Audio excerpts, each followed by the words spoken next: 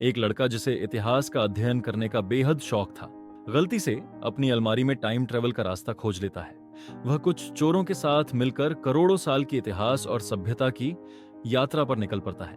उसने ऐसा क्या किया जो गॉड को क्रोधित कर दिया और मानव सभ्यता को लगभग समाप्त करने वाला था? जानने के लिए बने रहे हमारे साथ। नमस्ते दोस्तों, आपका स्वागत है द मूवी एको में।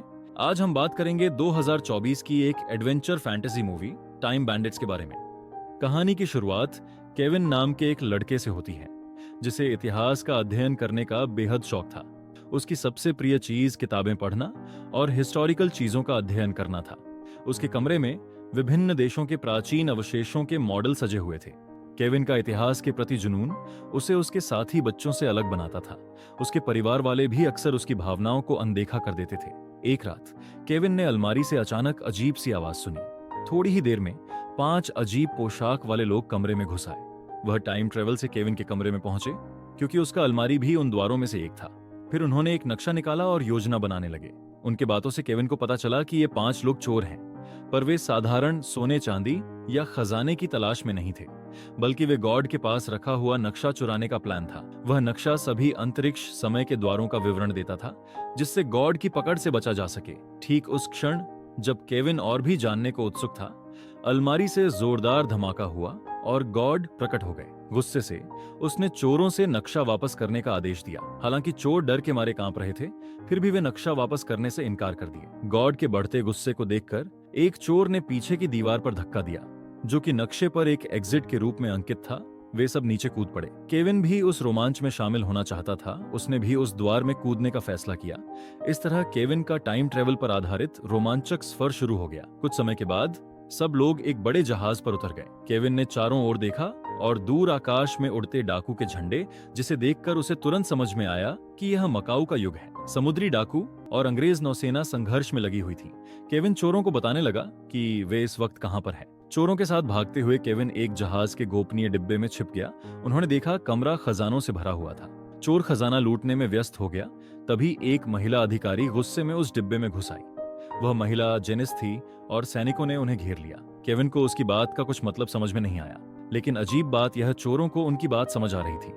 असल में टाइम ट्रेवल करने वाले चोरों के पास एक जादुई अनुवाद टोपी होती है, जो उन्होंने केविन को भी दे दी, जिससे उसको भी सब कुछ समझ में आने लगा। केविन ने अपनी ऐतिहासिक जानकारी का उपयोग करते हुए तुरंत जेनिस को सुझाव दिया कि अपना रूट बदलकर पास के उथले पानी वाले क्षेत्र की ओर जाए, ताकि समुद्री डाकुओं की जहाज नीची पानी में चलने की क्षमता का फायदा उठाकर अंग्रेज नौसेना से बच सके। और चमत्कारिक रूप से उनकी योजना सफल हो गई। जेनिस ने केविन की तेज बुद्धि की सराहना की और उसे अपना सलाहकार बनाना चाहा, पर केविन ने कहा कि यह तो हिस्टोरिकली ऐसे भी होने वाला था। मैं तो बस समय से पहले इस घटना को घटित करवा दिया। तभी अगला टाइम ट्रेवल का बिंदु खुल चुका था और सभी लोग जहाज से कूदकर इतिहास के अगले अध्याय में चले गए। जब केविन घास के मैदान पर जागा, तब उसने देखा कि वहीं पास ही स्टोनहेंज का निर्माण हो रहा है, एक ऐसी जगह जो इतिहास प्रेमी के लिए अनमोल खजाना था। तब केविन को पता चला कि स्टोनहेंज वैसा खगोलीय यंत्र नहीं था जैसा उसने सोचा था, बल्कि पुराने लोग बस टाइम पास के लिए इसे बनाते थे, जो केविन का दिल तोड़ दिया। उस रात सब लोग आग के चारों ओर इकट्ठे होकर बातें करने लगे और उनके लीडर, जिसका नाम पेनेलो था, उसने बताया कि असल में वे लोग चोर नहीं थे, बल्कि गॉड के अधीन काम करने वाले कर्मचारी थे। लेकिन स्वतंत्रता की चाहत में उन्होंने भगवान का नक्शा चुराया और भाग निकले। इसलिए गॉड क्रोधित हो गया और उनका पीछा करने लग गया। उन्होंने अगली चोरी की योजना बनानी शुरू की, लेकिन केविन चोरी को सही नहीं मानता था। उसकी सख्त आपत्ति ने चोरों को नाराज कर दिया और उन्होंने अगले दिन केविन को घर छोड़ने का फैसला किया। दूसरी तरफ शैतान यह सुनकर बेहद खुश हो उठा कि समय का नक्शा चोरी हो चुका है और अगर वह नक्शे को हासिल कर ले तो दुनिया पर कब्जा करने का उसका सपना पूरा हो जाएगा। उसने तुरंत अपने महिला शिकारी फियाना को नक्शा लाने का आदेश दिया। तभी समय के द्वार फिर से खुला। केविन चोरों के साथ उस द्वार में चला गया, पर वह उम्मीद के विपरीत आधुनिक युग में नहीं, बल्कि वे प्राचीन ग्रीस में आ पहुंचे थे। उन्होंने एक विशाल लकड़ी का घोड़ा देखा, जो कि फेमस ट्रोजन हॉर्स था। वे सब किले के दरवाजे के सामने इकट्ठे हुए और उस घोड़े पर चर्चा करने लगे कि कैसे उसे चुराया जाए। तभी घोड़े के अंदर से एक सैनिक बाहर आया और उन्हें अंदर बुलाया, इससे पहले कि किले के सैनिक उन्हें देख लें। एक सैनिक ने संदेह जताया कि कोई इतने मूर्ख हो सकता है कि इस विशाल लकड़ी के घोड़े को किले के भीतर ले जाए। लेकिन केविन ने दृढ़ता से कहा कि यह योजना सफल होगी, क्योंकि यह घटना इतिहास में दर्ज है। किले के सैनिकों ने लकड़ी के घोड़े को देख उसे जलाने का फैसला किया। आग की लपटें तेज होते ही सब घबरा गए और ग्रीक सैनिक घोड़े से निकलकर मुठभेड़ करने का फैसला किया। तभी एक अधिकारी घोड़े की सुंदरता से प्रभावित होकर तुरंत आग बुझाकर उसे किले के अंदर ले जाने का आदेश दिया। केविन और चोरों ने घोड़े से निकलकर उनसे विदाई ली। टाइम ट्रेवल के द्वार के खुलने तक चोरों ने कुछ चुराने के लिए शहर में चले गए और तभी केविन की मुलाकात एक रहस्यमयी लड़की से हुई। उसने कहा कि वह भविष्य देख सकती है। केविन ने तुरंत पहचान लिया कि वह ट्रोजन किले की राजकुमारी कासांद्रा है, जो भविष्य देखने की शक्ति है। बातचीत के दौरान कासांद्रा ने एक भविष्यवाणी की कि वह चोरों के साथ कई रोमांचक यात्राओं पर जाएगा और दुनिया को बचाएगा। तभी चोर वापस आ गए और सभी टाइम ट्रैवल के दरवाजा खुलते ही वह लोग अंदर चले गए। एक जोरदार धमाके के साथ केविन और बाकी सभी एक रहस्यमय जंगल में गिर पड़े। वे मायान सभ्यता में पहुंच गए थे। इतिहास की किताबों के अनुसार मायान सभ्यता के लोग विदेशी लोगों की बलि चढ़ाने की परंपरा रखते थे, इसलिए केविन जल्दी से दूसरे टाइम ट्रैवल बिंदु तक पहुंचना चाहते थे। तभी मायान लोग उन्हें पकड़ लिया, लेकिन इतिहास के विपरीत उन्होंने बलि के बजाय उनका स्वागत किया और गांव में मेहमान के रूप में फलों का भंडार लेकर उनकी सेवा की।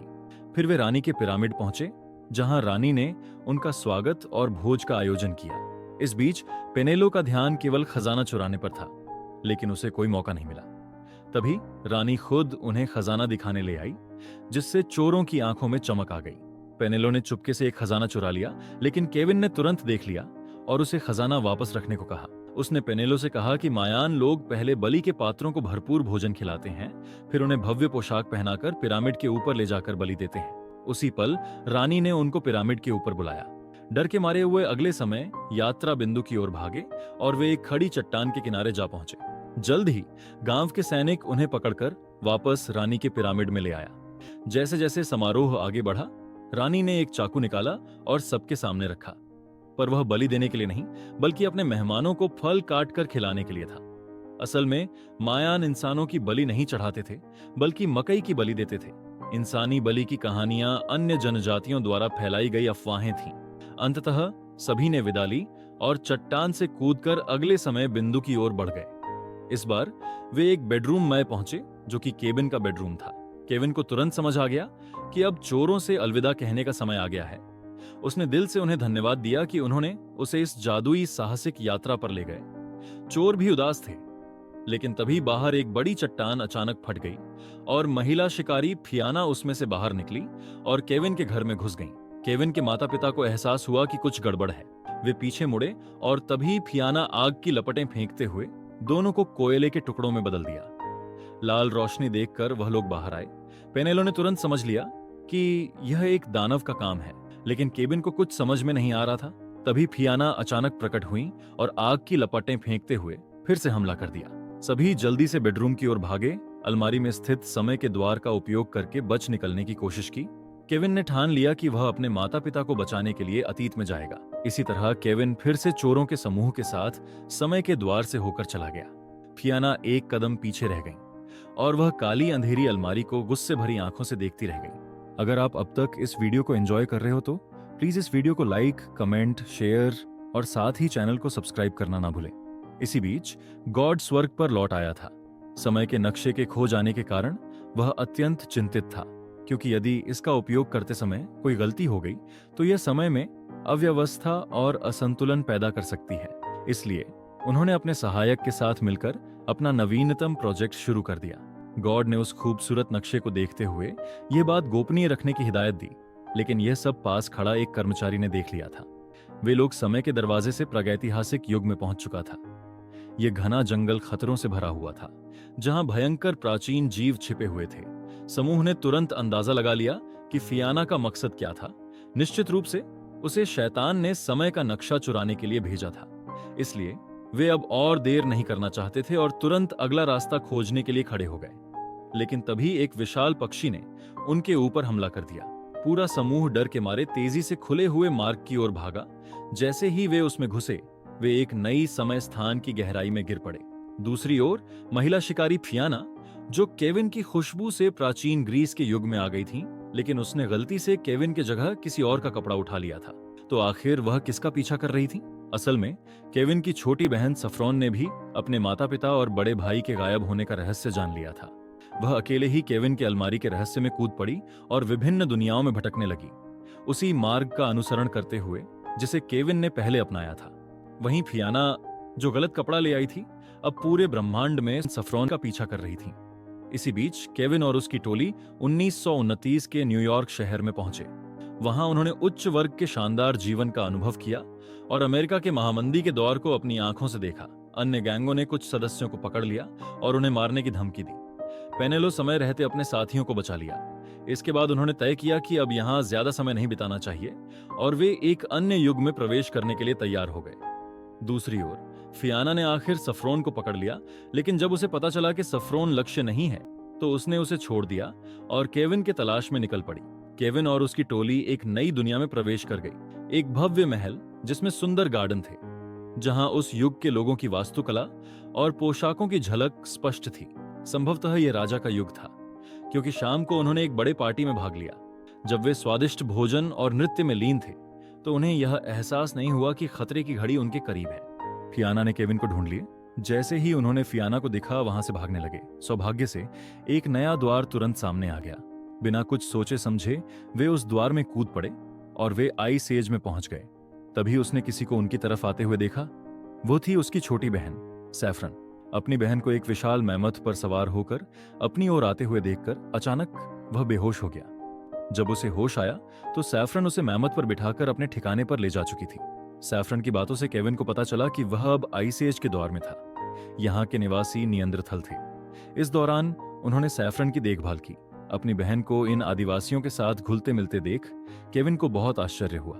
सैफरन ने इतनी कम अवधि में नियंत्रथल लोगों की भाषा और रीति रिवाज सीख लिए।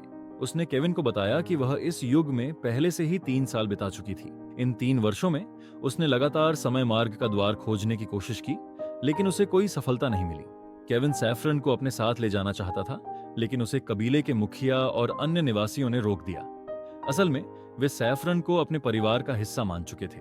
इसके अलावा सैफरन ने उन्हें आग और अन्य आधुनिक आविष्कारों से परिचित कराया था, इसलिए वे उसे जाने नहीं देना चाहते थे। कोई और उपाय न देख केविन ने फिलहाल इस विषय को टालने का फैसला किया। कई दिनों की खोज के बाद समूह ने आखिरकार नए समय मार्ग का द्वार खोज लिया। विडगिट ने आत्मविश्वास से दावा किया कि इस बार वे सही समय पर पहुंचेंगे। जिस रात केविन के माता पिता की हत्या हुई थी, जब समूह के चोर अभी भी इस विषय पर बहस कर रहे थे, सैफरन ने अचानक पहल की और समय मार्ग के द्वार में प्रवेश कर गई। यह देखकर केविन तुरंत उसके पीछे चल पड़ा, लेकिन उसने देखा कि दोनों माता पिता की हत्या की रात से 30 साल पहले चले गए हैं। सैफरन इससे बेहद निराश हो गई, क्योंकि इस समय उसके माता पिता अभी भी बच्चे ही थे। डाकुओं का समूह समय द्वार में प्रवेश किया और जैसे ही वे लोग बाहर निकले, फियाना भी उसी समय में पहुंच गई और उन पर हमला कर दिया। केविन और सैफरन ने अपने माता पिता को उनके बचपन के रूप में ढूंढ लिया, लेकिन थोड़ी ही देर बाद फियाना के पीछा करने के कारण उनसे अलग होना पड़ा। स्पेस टाइम के मुड़ने के कारण इस दुनिया में 2 फियाना प्रकट हो गईं। समय बचाने के लिए उनके दोस्त ब्लेउ ने फियाना को रोकने की जिम्मेदारी ली। विडगिट समय मानचित्र का अध्ययन करने लगा और समझना चाहता था कि आखिर स्पेस टाइम के मुड़ने की कारण क्या है। उसने फिर से समय द्वार खोल दिया और पूरा समूह फिर से आइस एज में लौट आया। पेनेलो ने केविन से आग्रह किया कि अब वह अपने माता पिता को बचाने का प्रयास छोड़ दे, क्योंकि सफलता की कोई गारंटी नहीं है और आगे अनेकों खतरनाक मोड़ छिपे हुए हैं। तभी केविन ने देखा कि उसके बैग में से दोनों कोयला गायब हैं। वह तुरंत समझ गया कि उन्होंने इतिहास में बदलाव करने में सफल हुए। केविन के चेहरे पर एक मुस्कान आई, यह जानकर कि उसके माता पिता अब भी जीवित हैं। उसे अपने माता पिता बचाने के लिए दानव राजा के अंधेरे किले में जाना होगा। अगले दिन पूरी टोली दैवी युग में प्रवेश करने का निर्णय लिया, लेकिन दुर्भाग्य से समय के नक्शे का एक कोना गायब था और वही हिस्सा दैवी युग में प्रवेश का द्वार माना जाता था। उन्होंने पहले उस खोए हुए हिस्से को ढूंढने का फैसला किया। केविन ने अपनी टोली के साथ प्राचीन ग्रीस में वापसी की और कासांद्रा की खोज शुरू की, क्योंकि शायद वह खोए हुए नक्शे के हिस्से को खोजने में मदद कर सके। जैसे ही वे फिर से किले में प्रवेश करने लगे, ग्रीक सैनिकों ने उन्हें पकड़ लिया और कारागार में बंद कर दिया। उन्होंने देखा कि कैसांद्रा भी उसी जेल में बंद थी। केविन ने उससे खोए हुए नक्शे के टुकड़े के बारे में पूछा। तब उसने कहा कि उन्हें उस समय पर वापस जाना होगा जब नक्शा पूरी तरह से ठीक था। चोरों ने याद किया कि आखिरी समय पूरा नक्शा कब देखा था। तब उन्हें याद आया उनके साथी सुसैन की मृत्यु से पहले नक्शा ठीक था। उन्होंने तुरंत उस समय पर जाने का निर्णय लिया। कुछ ही समय में वे एक रहस्यमय द्वीप पर पहुंचे जहां केवल एक घर था। पेनेलो ने सावधानी से दरवाजा खटखटाया। तब गैविन और सुसेन बाहर आया, जो उनके खोए हुए साथी में से एक था। वे एक दूसरे से प्रेम करते थे और चोरों की जिंदगी से तंग आ चुके थे, इसलिए उन्होंने इस द्वीप पर शांतिपूर्ण जीवन बिताने का निर्णय लिया। पेनेलो ने जैसे ही खोए हुए नक्शे के टुकड़े के बारे में जिक्र किया, तभी जमीन जोरों से हिलने लगी और सभी जल्दी से समुद्र तट की ओर भागने लगे। उन्होंने देखा कि द्वीप धीरे धीरे ऊपर उठ रहा था। असल में वे एक जायंट गॉड के टोपी पर खड़े थे। केविन ने तुरंत उससे हेल्प मांगी, उम्मीद की कि वह उसके माता पिता को बचाने में मदद करेगा। वह जायंट गॉड, जो कि दयालु था, हेल्प करने का वादा किया। जब वह जायंट कदम बढ़ाता, समुद्र में विशाल लहरें उठती और कुछ ही कदम में ही पूरी टोली उस किले तक पहुंच गई। वे उस देवता की उंगलियों पर खड़े हुए और फिर उस भूमि पर उतरे जहां शैतान का किला था। केविन और उसके साथी दरवाजे के सामने खड़े थे, लेकिन अब डर उन पर हावी होने लगा था। सामने चारों ओर आग की लपटें उठ रही थीं और दृश्य बेहद भयावह था। सारे चोर उस भयानक जगह में जाने से डर रहे थे, लेकिन केविन के पास कोई विकल्प नहीं था और बिना कोई और विचार किए किले के अंदर चला गया। अंदर जाते ही उसने देखा कि उसके माता पिता सुरक्षित थे, लेकिन उन्हें शैतान ने जंजीरों में जकड़ रखा था। केविन ने शैतान से उन्हें छोड़ने की विनती की, लेकिन शैतान ने एक शर्त रख दी। उसे वह नक्शा चाहिए था जो केविन गॉड से चुरा कर लाया था। केविन ने चकित होकर पूछा, तुम इतने ताकतवर हो, फिर तुमने खुद नक्शा क्यों नहीं चुराया? शैतान ने जवाब दिया, गॉड ने उसके चारों ओर एक विशेष सुरक्षा कवच बना रखा है जो हम जैसे शैतानों और राक्षसों को रोकता है, और अगर मैं इसे हासिल कर लूं तो पूरी दुनिया पर मेरी हुकूमत होगी। बस मुझे किसी भी तरह वह नक्शा चाहिए। उनकी बातचीत अभी चल ही रही थी कि बाहर तेज गरज और चमक की आवाजें आने लगी। एक नीली रोशनी चारों ओर फैल गई और जब केविन ने बाहर झांका तो उसने देखा कि स्वयं गॉड वहां आ चुके थे। गॉड और शैतान दोनों का मकसद साफ था, दोनों ही यूनिवर्स का नक्शा चाहते थे। केविन ने शैतान से कहा, पहले मेरे माता पिता को आजाद करो, फिर मैं तुम्हें नक्शा दूंगा। शैतान ने उसकी बात मान ली और उसके माता पिता को छोड़ दिया। इसके बाद केविन ने शैतान से पूछा, तुम्हें यह नक्शा क्यों चाहिए? शैतान ने वही जवाब दिया, पूरी दुनिया पर राज करने के लिए। फिर केविन ने गॉड से वही सवाल किया। गॉड ने गंभीरता से उत्तर दिया, मैं इस ब्लूप्रिंट का उपयोग करके इस दुनिया को खत्म करना चाहता हूं, ताकि पहले की गई गलतियों को सुधार कर एक नई दुनिया बना सकूं। यह सुनकर केविन के दिल की धड़कन तेज हो गई। उसे लगता था कि गॉड नक्शे को हासिल करके दुनिया को बचाना चाहता था, इसलिए उसने बिना किसी देरी के नक्शे का बॉक्स शैतान को दे दिया। गॉड यह देखकर हैरान थे और केविन को पूछा उसने ऐसा क्यों किया। केविन ने जवाब दिया, आप दुनिया को नष्ट करना चाहते थे, लेकिन मैंने इस दुनिया में कई सुंदर चीजें देखी हैं, वे नष्ट नहीं होनी चाहिए, इसलिए मैंने ब्लूप्रिंट शैतान को दे दिया। अब गॉड और शैतान के बीच भीषण युद्ध छिड़ गया। दोनों अपनी लड़ाई में व्यस्त हो गए और इसी का फायदा उठाकर केविन और उसके साथी वहां से भागने के लिए एक समय का द्वार खोला, और जैसे ही वे वहां से बाहर निकले, केविन के एक साथी ने बैग से ब्लूप्रिंट का बॉक्स निकाला। तभी कहानी में सबसे बड़ा ट्विस्ट सामने आया। जिस बॉक्स को केविन ने शैतान को दिया था वह असली नहीं था। उन्होंने बड़ी चालाकी से असली बॉक्स बदल दिया था। अब न तो शैतान के पास नक्शा था और न ही गॉड के पास। इस तरह केविन ने दुनिया को किसी भी विनाश से बचा लिया, ठीक वैसा ही जैसा भविष्यवक्ता कासांद्रा ने कहा था। वहीं जब शैतान को यह बात पता चली तो वह क्रोध में दहाड़ उठा, जबकि केविन और उसके साथी हंसते हुए आगे बढ़ गए। अब वे एक और नए रोमांच की ओर बढ़ने लगा और इसी के साथ ये कहानी यहीं पर समाप्त होता है।